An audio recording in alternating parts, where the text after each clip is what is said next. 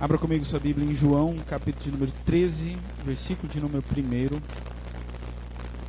João 13, versículo de número 1.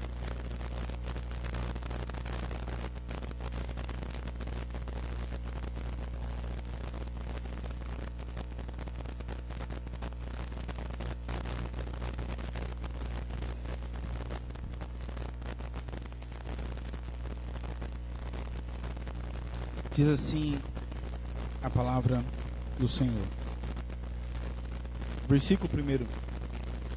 Um pouco antes da festa da Páscoa, sabendo Jesus que havia chegado o tempo em que deixaria este mundo e iria para o Pai, tendo amado os seus que estavam no mundo, amou-os até o fim.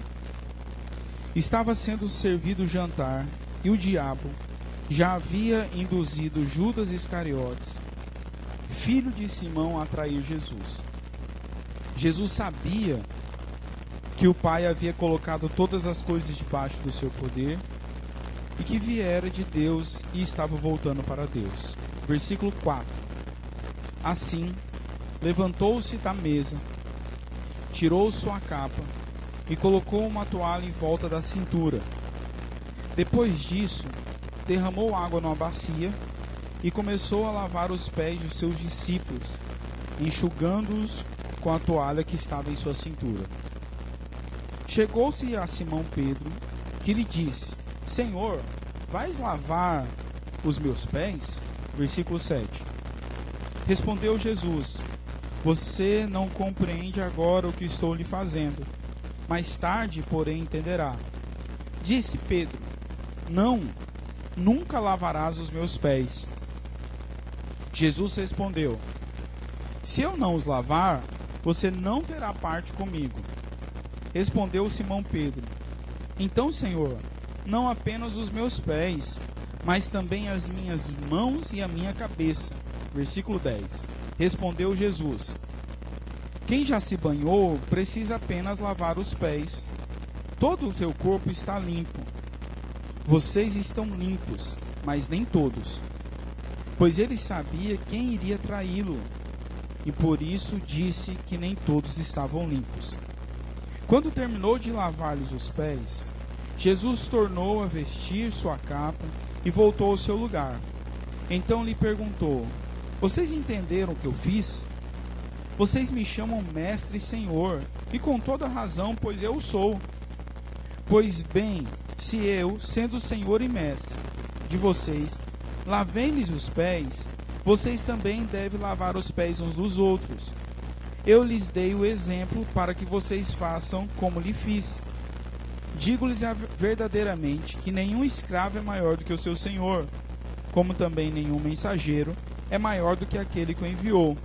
Agora que vocês sabem essas coisas, felizes serão se a praticarem. Amém? Nós vamos continuar a nossa série de mensagens. É tudo sobre Jesus.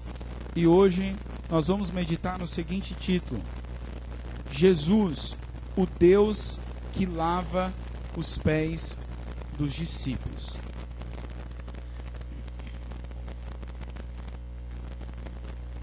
A vida e obra de Jesus, irmãos, sem dúvida, são absurdamente paradoxais.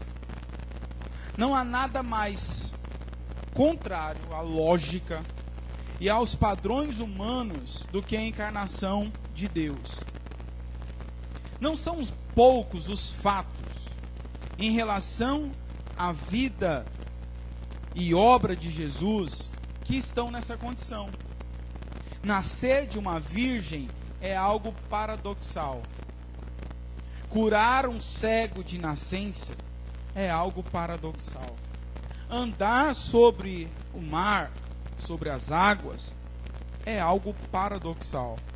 Foge a lógica, foge o racional. São conceitos que fogem à racionalidade. São fatos que fogem daquilo que é pré-concebido na nossa mente. Um desses fatos que é um enorme contrassenso, ocorre já no fim do ministério de Jesus. O episódio se desenrola na última ceia que Jesus vai fazer com os apóstolos e Judas. Para nós pintarmos um quadro de maneira mais vívida, nós precisamos juntar a descrição que os demais evangelistas fazem. Nós temos que ler e nós temos que estar atentos a como Mateus, Marcos, Lucas e João relatam essa ceia, relatam esse ato. Porque juntando a informação desses 4 evangelistas, é que nós temos um quadro mais bem pintado, mais claro sobre o acontecido. Nesse sermão, nós vamos nos ater ao que João relata. Mas é necessário nós fazermos esse apanhado de informações sobre essa última ceia, para nós entendermos inclusive esse relato de João. Os evangelhos sinóticos apresentam uma informação que João omite em sua narrativa. A palavra sinótico traz a ideia de semelhante. Então, quando você lê um livro, quando você ouvir um pregador usando essa palavra, evangelhos sinóticos, ele está tratando de Mateus, Marcos e Lucas. Mateus, Marcos e Lucas, então, são evangelhos sinóticos. Por que que eles são chamados de sinóticos? Porque eles são muito semelhantes. A quantidade de história entre eles é muito comum. Muitas vezes até na mesma sequência. E algumas vezes utilizando exatamente a mesma estrutura de palavras. Os demais evangelistas, dos evangelhos sinóticos, contam o fato da Santa Ceia, dessa última ceia, um pouco antes dela ocorrer. Talvez João omita essa informação, pois ele talvez ache que não é de tanta relevância. Mas graças a Deus, irmãos, porque ele controla todas as coisas e controlou a confecção da Escritura. Porque ao controlar a confecção da Escritura, nós recebemos essa informação que João não conta. A informação consiste na pergunta que os discípulos fazem para Jesus: de onde eles celebrariam a Páscoa? O mestre dá instruções muito claras para os discípulos. Ele diz o seguinte: vocês vão entrar na cidade e um homem carregando um pote de água virá ao encontro de vocês. Sigam ele e digam para ele o seguinte: o mestre pergunta, onde é o meu salão de hóspedes? Onde poderei comer da Páscoa com os meus discípulos? O homem, diz Jesus, vai mostrar para vocês uma sala no andar superior, mobiliada e pronta. Os discípulos fazem exatamente o que o mestre havia ordenado. E da maneira que Jesus havia falado, ocorreu. É interessante, irmãos, que nós precisamos aprender a lição desse homem sem nome.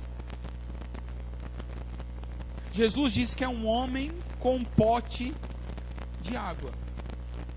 Ele não diz qual é a profissão desse homem. Ele não diz quem é esse homem. Nós não sabemos o nome desse homem. Nós precisamos aprender urgentemente a lição do homem sem nome. A lição de servir. Você já parou para pensar que esse homem prepara todo o ambiente para a última ceia? E nós podemos dizer que foi a mais importante ceia. Ele prepara a última ceia antes da morte e ressurreição de Cristo. E ninguém sabe o nome desse homem. Aquele homem, irmãos, vivencia a lição do servo humilde antes que os apóstolos viessem a aprendê-la. Naquele momento, o homem sem nome era maior do que os apóstolos. João, ele não relata esse fato. Mateus, Marcos e Lucas focam e relatam esse fato. Logo após de relatar esse fato, os evangelistas começam a discorrer sobre o anúncio do traidor. No momento da ceia, Jesus diz: olha, um de vocês vai me trair. E os discípulos começam a perguntar: sou eu, Senhor? Sou eu, Senhor? Jesus, ele não deixa, pelo menos ele não deixa claro a todos quem de fato era o traidor. Se você vê no relato, juntar as peças, o único que fica sabendo no exato momento é João. Porque João, ele está do lado de Jesus. Jesus diz: olha, um de vocês vai me trair, e quem vai me trair está comendo comigo. Pedro fala assim para João, gesticula. Pergunta aí para ele. João pergunta para Jesus. Jesus diz assim: olha, aquele que eu molhar o pão e eu der, esse é o traidor. Depois disso, os evangelistas relatam o sermão de Jesus na ceia. E depois a própria realização da ceia. João, embora fale sobre o traidor, ele mais uma vez, se abstém de relatar esses fatos. O foco de João está no ato de Jesus lavar os pés dos discípulos.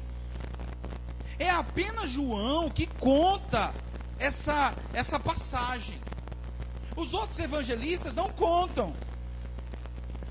Eu não posso dizer para você com certeza por que os outros evangelistas não relatam esse fato.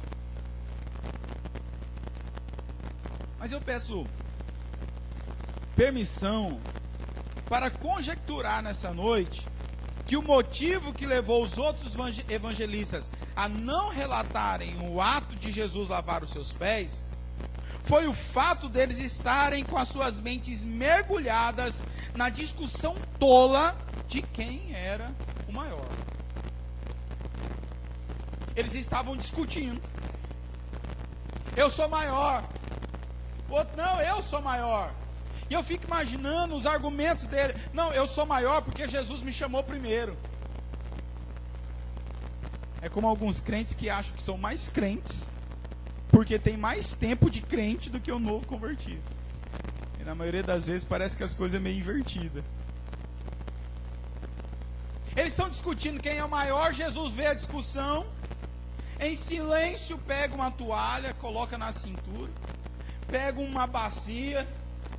Eu fiquei imaginando uma bacia de galego, né, uma bacia de alumínio, não tinha alumínio na época. Uma bacia. E ele começa a lavar os pés. Que lição, né, irmãos?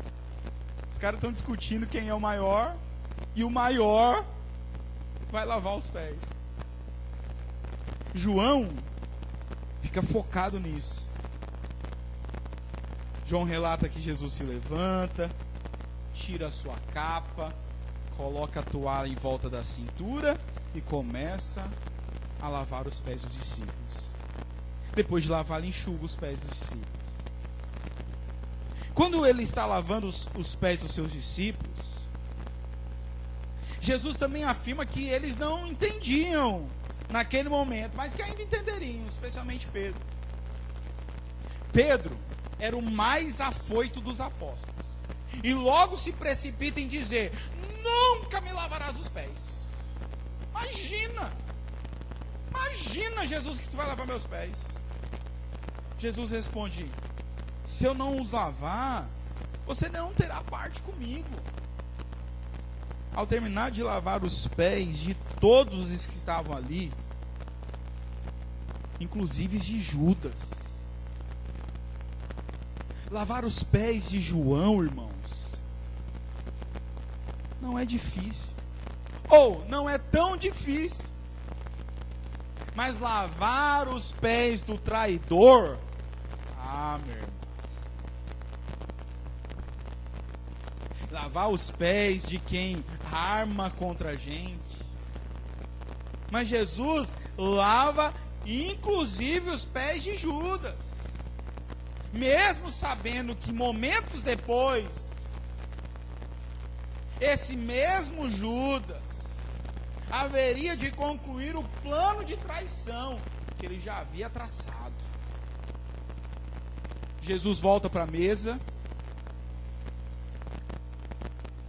e resolve explicar o ato que ele havia acabado de realizar. Desse relato, nós podemos aprender pelo menos, irmãos, 3 lições espirituais profundas que marcam a vida de todo discípulo de Jesus.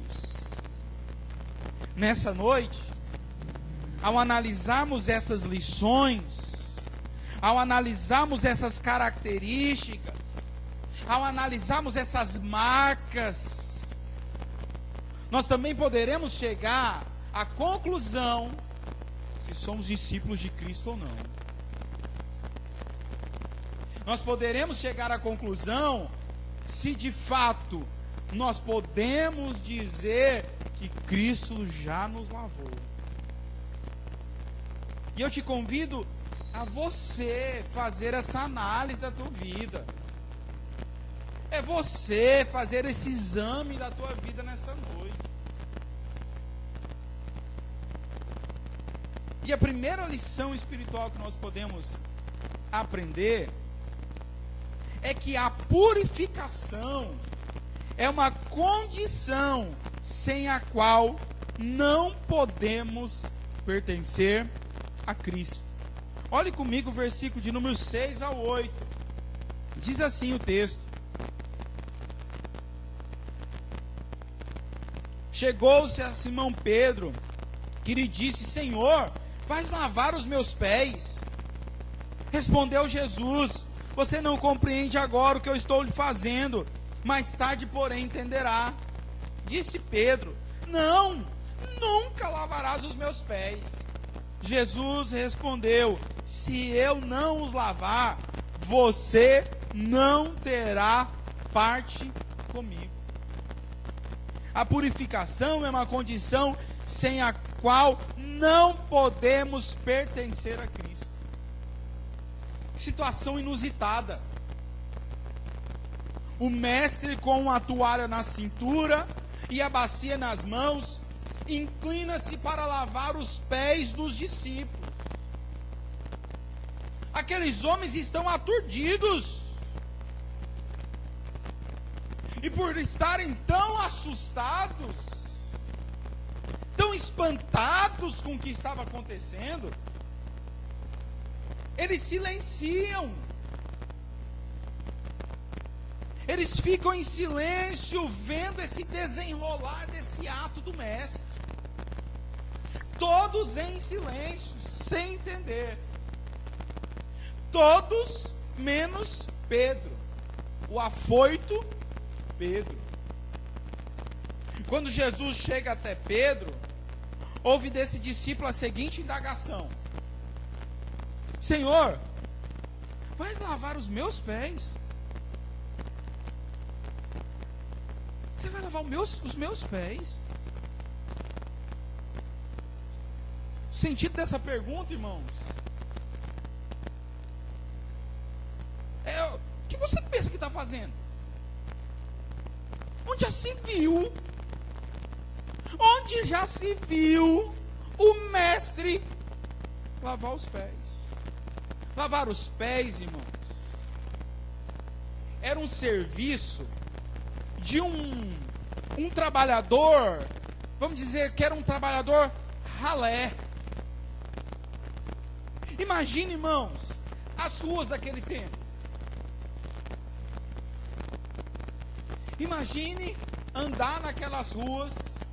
Como é que ficavam os pés das pessoas?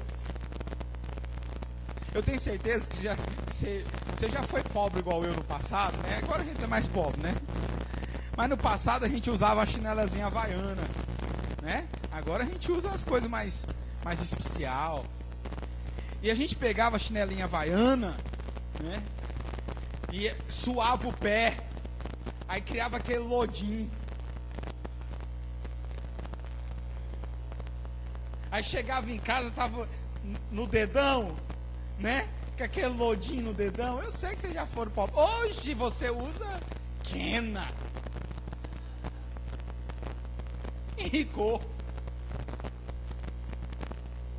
Mas antes comprava a havaiana, aquela branca com azul, e virava para ficar toda azul. Voltava o pregozinho, né não? Imagina, irmãos, agora nas ruas daquele tempo. Então era comum chegar na casa de uma pessoa e ter um empregado que lavava o pé do convidado. Até porque as mesas eram numa altura que se sentava no chão as pessoas. Cada um ficava meio que mais ou menos perto do pé do outro. Então era até higiênico lavar os pés. Pedro olha para o mestre agora, com a toalha e com a bacia, se curvando ao pé dele, para lavar o pé. Pedro diz assim: macho velho, tu tá doido?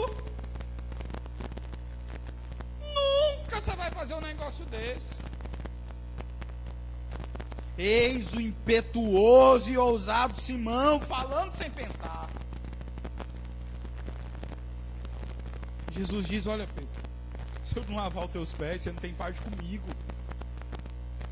O primeiro detalhe interessante, irmãos, que está claro nesse trecho, é que Jesus não estava falando da necessidade de uma purificação externa, mas de uma purificação espiritual.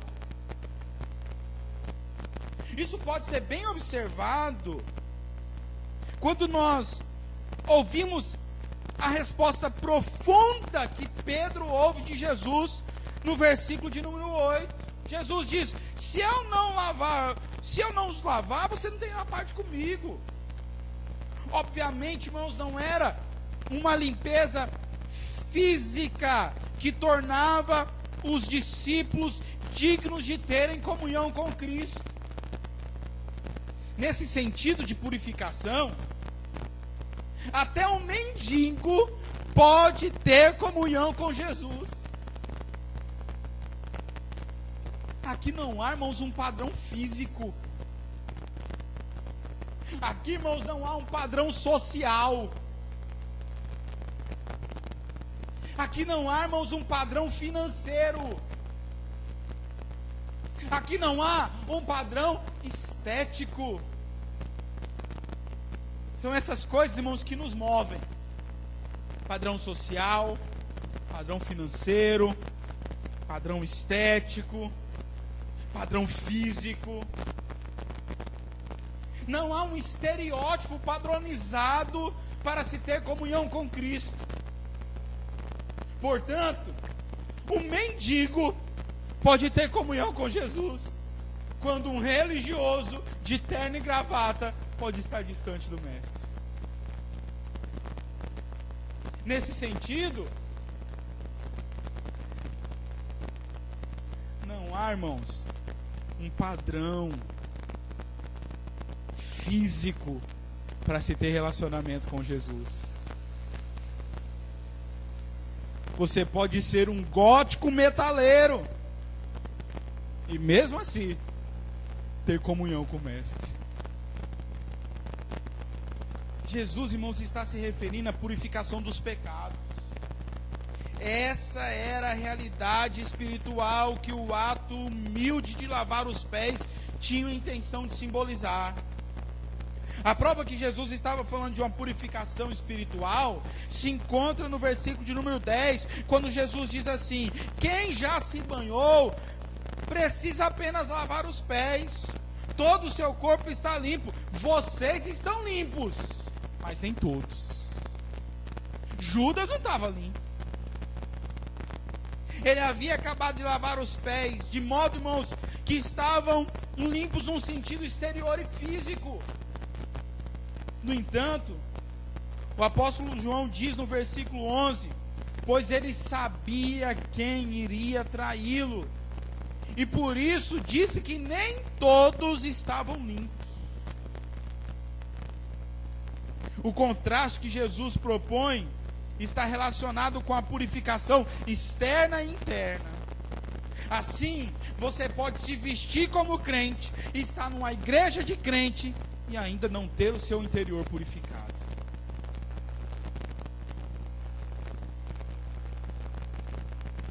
Você pode ser o Judas Iscariotes da história, aquele que estava com Cristo, viu os milagres de Cristo, recebeu os ensinos de Cristo, mas que nunca havia sido purificado por Jesus Cristo. Será que se Jesus estivesse nessa noite, nesse lugar, ele teria que usar a mesma expressão que usou em João 6, versículo 70, que diz assim: então Jesus respondeu: não fui eu que escolhi os 12? Todavia, um de vocês é um diabo. Será que Jesus, se estivesse nessa noite, não diria para nós: um dentre vós é o diabo? O segundo detalhe é que há no texto uma diferenciação entre justificação e santificação. Justificação é o ato pelo qual Deus te considera absolvido dos seus pecados. É como se nós nos apresentássemos no tribunal de Deus e Deus ouvisse a acusação contra nós de todos os nossos pecados. Imagina agora a tua ficha corrida perante Deus. Todos os pecados que você cometeu, que você premeditou, os que você cometeu sem premeditar, os que você cometeu e você sabe que cometeu, e aqueles que você cometeu e nem percebeu. Imagine o tamanho da lista. Pecado por pecado contra você. E Deus, olhando para esses pecados, Ele tem que me condenar. Ele tem que me condenar. Mas Ele nos absolve desses pecados e continua sendo justo e justificador, porque em Cristo a nossa dívida com Ele é paga. Se nós não nos convertemos a Cristo, irmãos, é sinal que nós não aceitamos que Ele pague a nossa conta perante Deus. E eu e você somos devedores perante o Senhor. Não só porque somos abençoados por Ele, mas porque muito mais nós pecamos contra Ele, nós ferimos a Deus.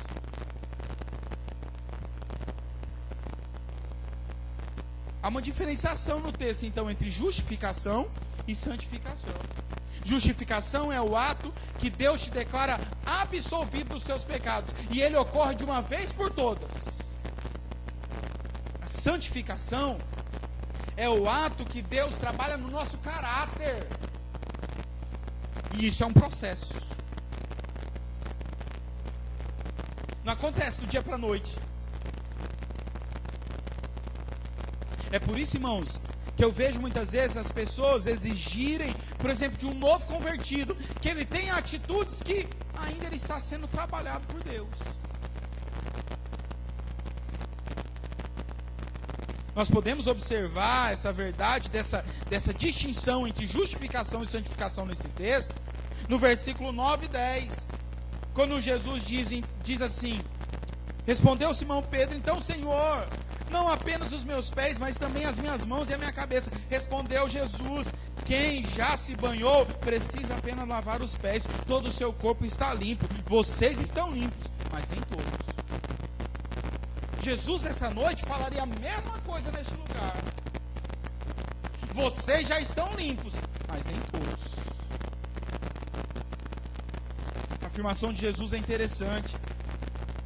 Em outras palavras, Jesus diz o seguinte: se você já tomou banho em casa, quando você chega na casa do anfitrião, você só precisa lavar os pés. A ideia de justificação e santificação estão inseridas nessa alegoria de Jesus. E de fato, irmãos, os discípulos já haviam sido justificados por Cristo antes da fundação do mundo, exceto Judas Iscariotes, o filho da perdição. Então aqueles homens que já haviam sido justificados por Cristo precisavam apenas da ação de Jesus em seu caráter. Nós precisamos entender, irmãos, que somos justificados por Cristo, e isso nos garante a salvação. Nada pode nos afastar do amor de Deus. Se somos justificados, irmãos, somos salvos, e não podemos perder a salvação, pois Cristo nos preserva, nos guarda para isso. Se a segurança da salvação dependesse de nós mesmos, então com certeza nós a perderíamos. Porém, irmãos, a santificação é um ato intrinsecamente ligado à justificação. Se somos, irmãos, justificados, se somos absolvidos dos nossos pecados, se somos perdoados por Deus, então também seremos santificados. Portanto, o teste final para a nossa justificação é a santificação. Por isso você anda pensando da seguinte maneira: bom, sou eleito, eu sou salvo, então vou viver da maneira que eu quero. Sou eleito mesmo, então vou viver pecando. Posso viver da maneira que eu quiser, pois isso não diz nada. Não precisa viver uma vida para agradar a Deus. Se você está pensando dessa maneira, então quero lhe dar uma notícia triste nessa noite. Você ainda não se converteu a Deus. Você ainda não foi justificado por Ele. E a sua alma corre grande risco. Porque você está dentro da igreja, vem nos cultos, pega a sua Bíblia de crente e acha que é salvo, mas a sua vida não demonstra a ação de Cristo. Você continua com as mesmas atitudes, você continua com o mesmo padrão, e a palavra de Deus não faz mais efeito no seu coração. E o Espírito Santo não lhe incomoda mais. Portanto, os pecados que você comete não doem mais em você.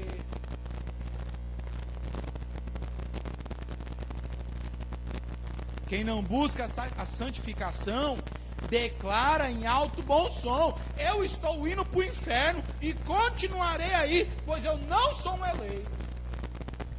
Porque aquele que entende que é um escolhido de Deus, que entende que Cristo fez a obra em si, busca a santificação, porque entende que sem a santificação ninguém verá a Deus. A santificação, irmãos, é antes de tudo uma ação de Deus que exige uma resposta humana. Se nós desenvolvemos qualquer exercício espiritual, nós fazemos isso, irmãos, porque Deus nos convenceu que nós deveríamos fazer isso. Não há motivo então de vanglória para nós. Não há motivo de bater palmas. Tem gente que quer tapinha nas costas e aplausos porque veio no culto. Tu não fez mais que a sua obrigação. E se você veio, foi porque Deus te trouxe aqui. Louvado seja o nome do Senhor, porque a minha e a sua vontade é estar em casa. Ainda bem que o pastor é inteligente, botou o culto para 6h30, que o jogo acaba às 6 horas, dá tempo ainda de ver, né? Dá tempo ainda de gritar, vai Corinthians, está amarrado.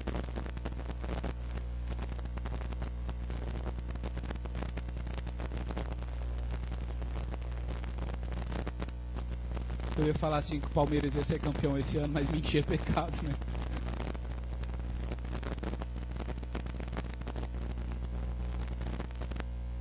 Por isso, irmãos, quando nós fazemos qualquer coisa espiritual, santa, que agrada a Deus, louvado seja o nome do Senhor. Foi Ele que nos convenceu. Agora, se Deus me convence e eu desobedeço, a culpa é minha. Nesse sentido, a desobediência, em último caso, não é culpa de Deus. A desobediência é culpa do homem. E por isso, se uma pessoa não busca a santificação, é sinal que ela é desobediente. E não que Deus não operou. Não, eu não orei porque Deus não operou na minha vida. Deus já operou. Deus já deixou as escrituras. Você já sabe o que tem que fazer. Se você não faz, é porque você é desleixado com a tua vida espiritual. Não fica culpando a Deus pelos seus pecados. A gente tem que começar a assumir a culpa dos nossos erros. O terceiro detalhe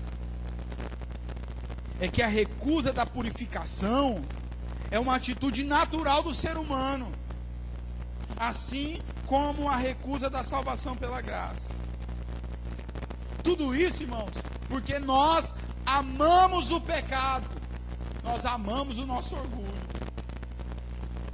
Pedro recusa imediatamente o ato de Jesus. E você pode dizer que Pedro tenha feito isso porque ele não tinha conhecimento. Não, Pedro recusou Jesus lavar os pés dele porque ele tinha o melhor do sentimento em seu coração. Mas não é verdade. Em Pedro, irmãos, nós vemos a descrição de todos os seres humanos. Nós não queremos que Cristo nos purifique. Nós não queremos que Deus opere em nós, sabe por quê? Porque nós amamos o pecado. Nós amamos aquilo que Deus odeia. Nós não queremos que Deus nos purifique, irmãos, porque nós entendemos o peso da cobrança que isso trará em nossas vidas.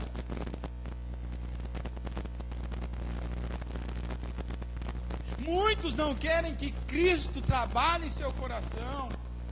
Muitos rejeitam se converter a Cristo porque entendem, racionalmente entendem, se então eu me converter a Cristo, então eu estarei sujeito à ação de Cristo sobre mim. E a ação de Cristo sobre mim me traz cobrança. E nós não gostamos de cobrança. Nós não gostamos que ninguém diga para nós o seguinte: você está fazendo errado.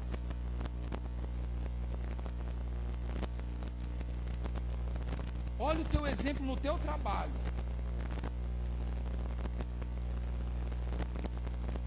Você não gosta que ninguém chegue para você e fale assim: pai, não é assim que faz. Não importa se a pessoa que está falando tem 20 anos a mais de experiência que você não gosta. Ninguém gosta, irmãos, que o defeito seja apontado. Tu gosta que o teu defeito seja apontado? Não gosta, irmãos. E nós que somos casados, a gente sabe exatamente isso. Porque a gente tá com o sal bem na ferida. Porque a gente sabe onde é a ferida. E dói. Muitas pessoas não se convertem porque Cristo vai jogar sal justamente na ferida. É bem onde o parafuso precisa ser apertado.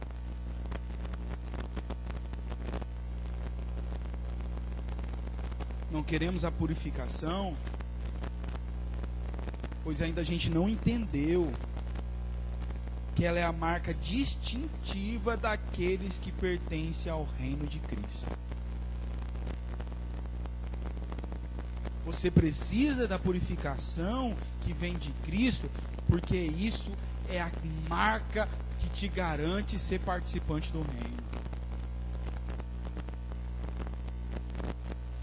Eu não estou dizendo aqui que aqueles que são do reino de Deus não pecam e não têm defeitos. A lista dos defeitos e dos meus pecados é grande. Mas do mesmo modo, eu posso te dizer, o trabalho de Deus em minha vida tem sido grande. Há uma segunda lição espiritual que nós podemos aprender nesse texto. O amor de Cristo é levado até o fim e até as últimas consequências. O versículo número 1 diz assim: um pouco antes da festa da Páscoa, sabendo Jesus que havia chegado o tempo em que deixaria este mundo e iria para o Pai, e tendo amado os seus que estavam no mundo, amou-os até o fim. Irmãos, nós vivemos num tempo que o amor é um negócio tão diluído, é tão banal. A gente vê pelo Facebook de umas pessoas, troca de namorado como se trocasse de sutiã. E todo namorado é o amor da vida, para sempre. Aí muda de namoro. Amor eterno. Comeu nem 1 quilo de sal ainda junto. Sabe lá o que é amor? Mas a gente vive nesse tempo de amor diluído. Hoje ama, amanhã ama outro. É aquela música, né? Eu sou de todo mundo e todo mundo me quer bem. Quando nós lemos essa frase, já no tempo em que João relata, escreve, já era forte. No nosso tempo a intensidade ainda é muito maior. Como nós vimos anteriormente, irmãos, o apóstolo João é o único que relata esse acontecimento. E nós jamais poderemos ser tão gratos ao Espírito Santo por tê-lo inspirado a escrever esse texto. Sem dúvida, essa é uma das partes da Bíblia mais preciosas. Como afirma J.C. Ryle, ao lermos essa passagem, nós precisamos de reverência, pois o solo que nós estamos pisando é terra santa. O amor de Cristo para com os pecadores é a própria essência do Evangelho.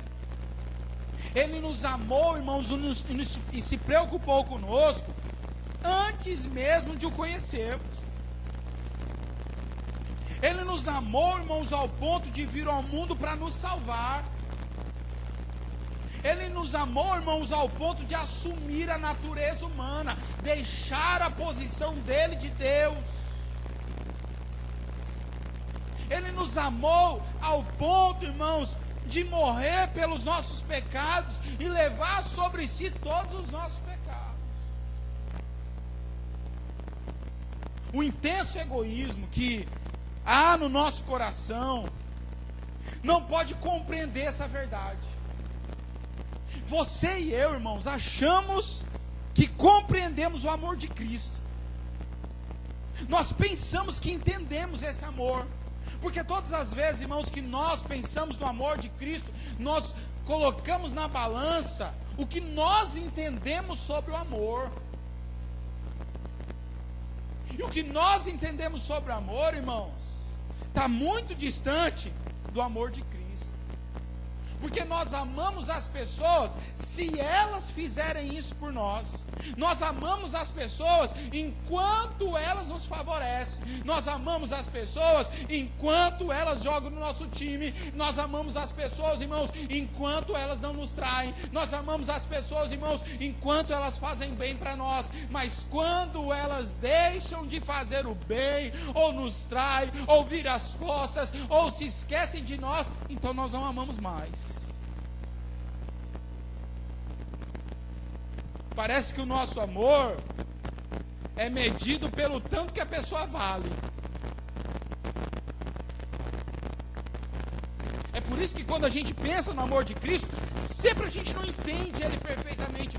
Porque Deus nos amou, irmãos, quando nós éramos pecadores, quando ainda nós não tínhamos feito nada para Ele, quando nós não tínhamos produzido nada de bem para Ele.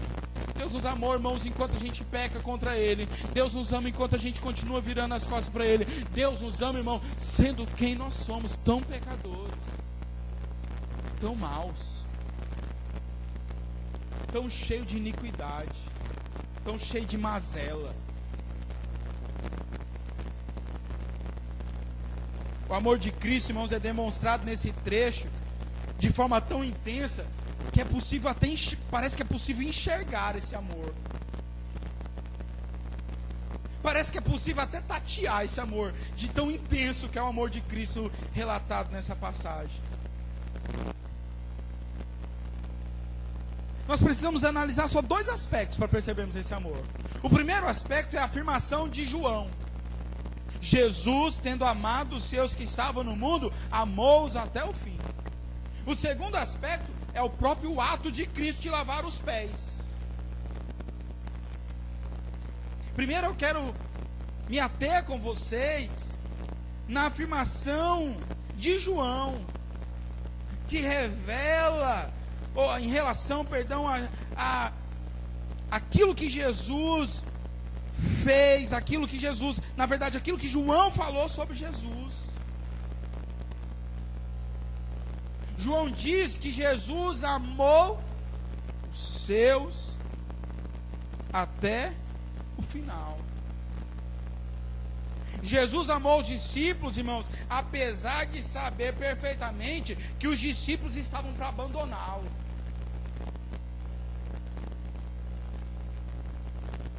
Jesus amou os discípulos, mesmo sabendo que eles virariam as costas de forma vergonhosa para Jesus.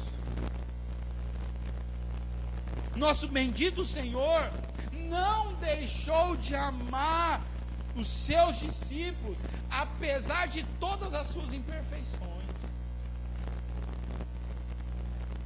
A afirmação demonstra que as palavras até o fim significam através da crise toda, até o momento em que morreu, quando indivíduos iníquos roubaram-lhe, arrebataram-lhe violentamente a vida física. Essa expressão, Jesus amou até o fim, poderia ser traduzida até o fim extremo, dando a ideia de um grau elevado de sofrimento. Mas nós podemos ver esse amor de Jesus não apenas no ato, mas na fala de João, mas também no ato de Cristo. Porque o amor que é falado precisa ser o amor que é demonstrado. Amor falado tem valor, mas o amor falado, quando ele é demonstrado com atitudes, aí é que ele ganha força. Alguém poderia dizer assim: bom, João está dizendo que Jesus amou. Parece que Jesus, irmãos, está imaginando esse tipo de indagação. Então ele resolve mostrar o amor dele lavando os pés. A ação de lavar os pés está cheia de simbolismo. Mas o ponto central, sem dúvida, é o serviço humilde e amoroso do Mestre. Naquela noite, depois que Jesus havia partido, naquela noite, depois que Judas havia partido, Jesus disse aos 11: novo mandamento eu vos dou, que vos ameis uns aos outros, assim como vos amei, que também vos ameis uns aos outros. Nisso conhecerão todos os que são meus discípulos, se tiverdes amor um pelos outros. Versículo 34 e 35. De que modo Jesus amou? Lavando os pés. Enquanto eles estavam discutindo quem era o maior, ele mostrou que é servir de maneira humilde, amorosa e mútua. Para a maior parte das pessoas, irmãos, se abaixar para lavar os pés é algo inaceitável.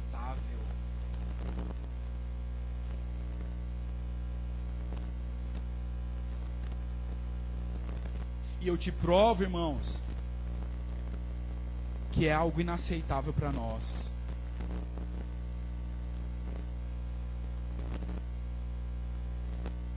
Porque nós temos muita dificuldade de perdoar as pessoas. O nosso perdão é um perdão mentiroso, é falso. Alguns dizem assim: perdoar é esquecer. Não, isso é amnésia.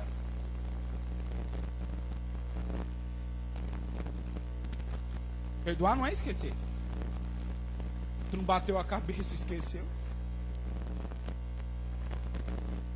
Perdoar é não sentir mais a dor. Falta de perdão produz ressentimento, sentir novamente.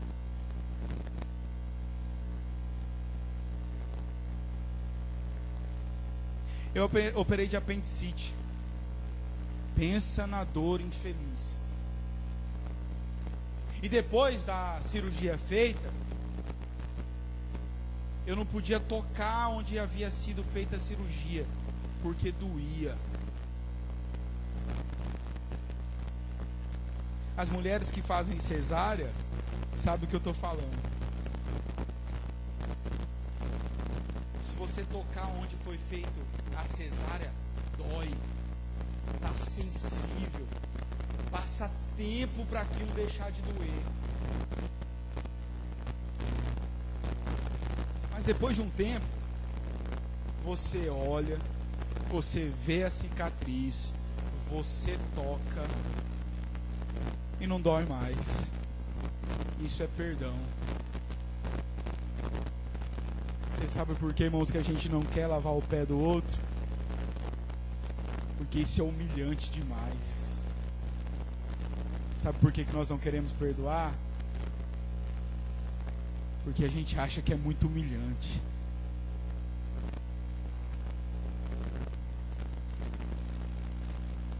É difícil para a gente fazer isso. No entanto, foi justamente o que Jesus fez. E a pergunta que fica, irmãos, é se os discípulos aprenderam a amar. Será que eles aprenderam a amar? E nós podemos declarar, irmãos, sem dúvida que eles aprenderam. Veja, por exemplo, o apóstolo Pedro. Em 1 Pedro 4,8 ele escreve: sobretudo, amem-se sinceramente uns aos outros, porque o amor perdoa muitíssimos pecados. Quem ama, perdoa.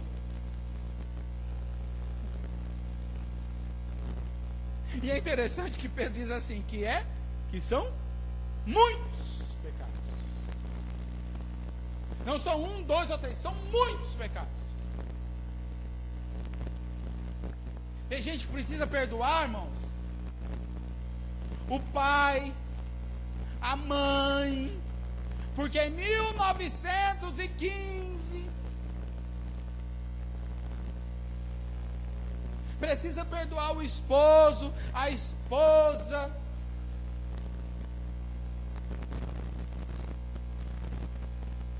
Pedro diz: amem sinceramente uns aos outros, porque o amor perdoa muitíssimos pecados.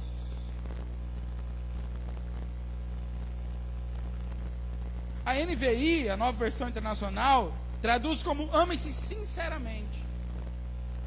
Mas a melhor tradução seria intensamente. Amem-se com muita força. Ou no cearenseis, ame-se de com força.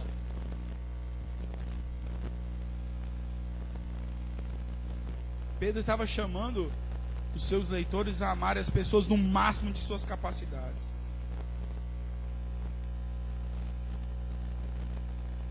O amor que devemos ter e que Jesus ensinou não é aquele que está ligado apenas a um sentimento. Não corresponde em amar aqueles que naturalmente são amáveis. Trata-se de um amor que cobre e compensa pelas falhas e fraquezas do outro. É o amor que cobre uma multidão de pecados. Amar, irmãos, quem merece. Amar o teu filho e tua filha. Fácil.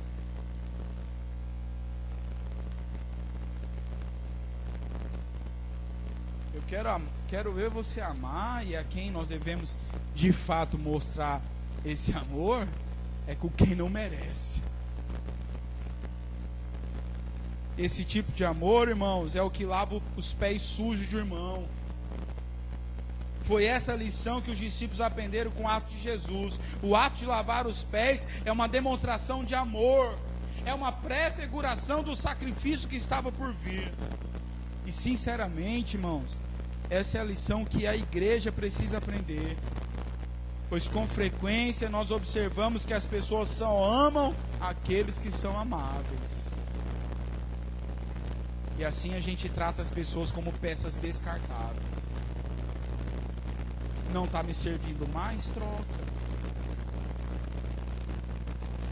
Eu quero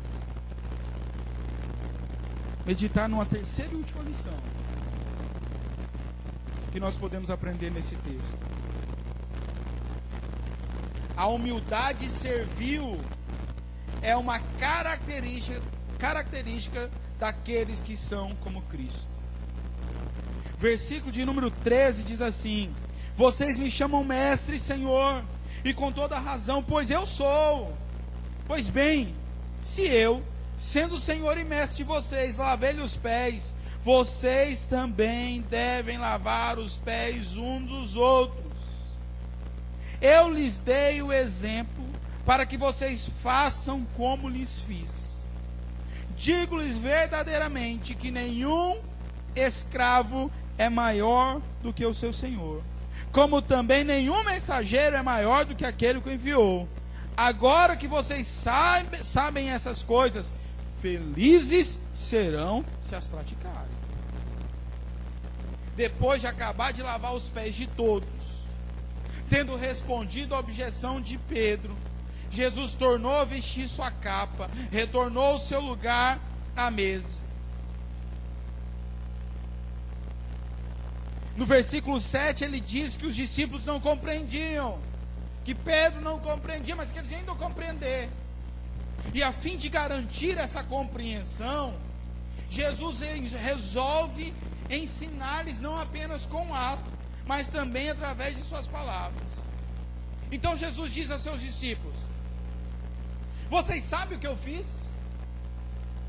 Vocês entenderam o ensinamento prático que eu acabei de lhes dar? Note, irmãos, que Jesus não repreendeu esses homens.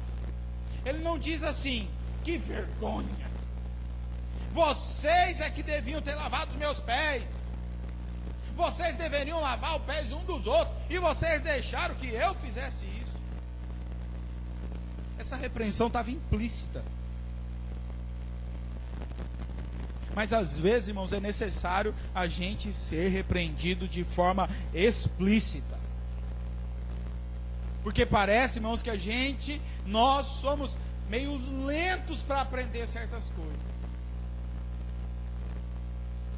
É por isso que muitas vezes nós precisamos ser meio que chacoalhados. A gente precisa ouvir: ei, tá doidão? Não tá entendendo? Você tá trocando os pés pelas mãos, acorda.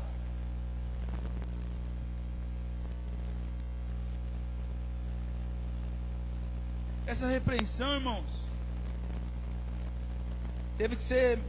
estava implícita, mas o ensino teve que ser explícito. Jesus afirma: vocês me chamam mestre e senhor, e vocês estão dizendo isso com razão, eu sou mesmo. Vocês estão certos em se dirigir a mim como mestre, e vocês estão certos em se dirigir a mim como senhor.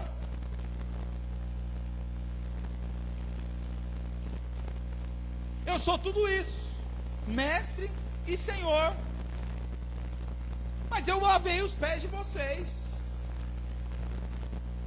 A primeira aplicação que nós temos disso é que nós devemos ser servos um dos outros.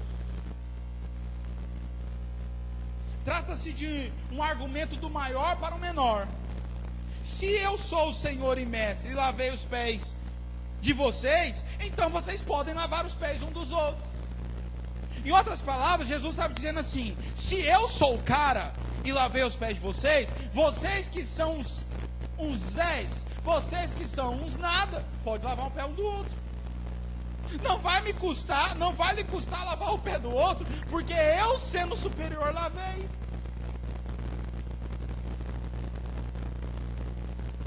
Se o Senhor da glória, irmãos, se dispôs a pegar uma toalha, assumir a forma de servo, lavar e enxugar os pés daqueles que estavam muito abaixo dele, então seus discípulos devem fazer o mesmo. Se o Senhor da glória fez isso, então não deve ser difícil a meros discípulos servir amorosamente, humildemente uns aos outros. Eu preciso abrir um parênteses aqui. Jesus não está instituindo uma ordenança. Só existem duas ordenanças de Jesus: o batismo e a ceia. Algumas igrejas e comunidades fazem a cerimônia do lava-pés. Não há uma ordem bíblica para isso. Você não vê os apóstolos fazendo isso. O foco de Jesus não está no ato em si de lavar os pés, mas está no serviço que deve ser prestado ao outro. O que Jesus tinha em mente não era um ritual exterior, mas uma atitude interior de humildade e prontidão para servir. Então nós temos uma segunda aplicação: o servo não é maior que o seu Senhor. Jesus acrescentou essas palavras, irmãos, para impedir que alguém dissesse assim: bom, lavar os pés do outro está abaixo da minha dignidade. Não está abaixo da dignidade de ninguém, porque não fez indigno o nosso Senhor Jesus Cristo. A última aplicação que nós podemos ter, e apresentada pelo Senhor aos discípulos, é que se eles sabem que tem que fazer isso, então eles têm que praticar.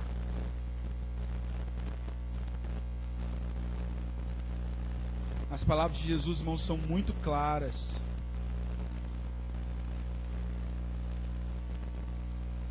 Parafraseando, Jesus disse: vocês sabem o que tem que fazer, então façam. Se você sabe o que tem que fazer, faça. Mas é interessante, irmãos, que Jesus não dá apenas uma ordem. Ele deixa uma promessa: se vocês fizerem, vocês serão felizes.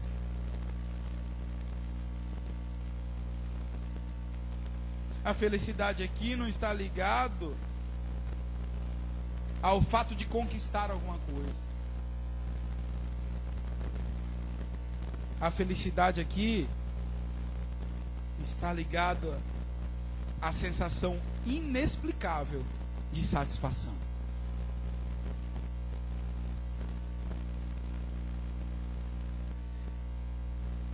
Quando nós aprendemos que temos que servir os outros e servimos, um sentimento de satisfação invade o nosso coração, que é muito maior do que qualquer louvor dos homens.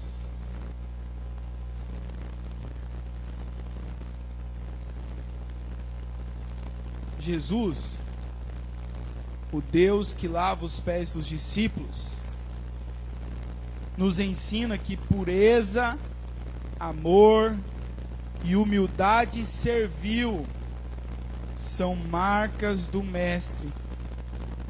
Então, devem ser marcas dos discípulos. O mundo saberá que somos discípulos de Jesus não por sermos parte de uma comunidade ou por declararmos isso. O mundo saberá que nós somos discípulos de Cristo quando eles verem em nós as qualidades que nos assemelham ao Mestre. Precisamos dessas qualidades de Jesus, o Deus que lava os pés dos discípulos. Oremos ao Senhor. Curva sua cabeça comigo.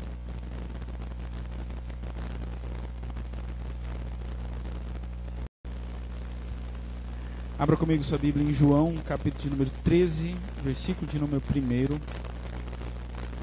João 13, versículo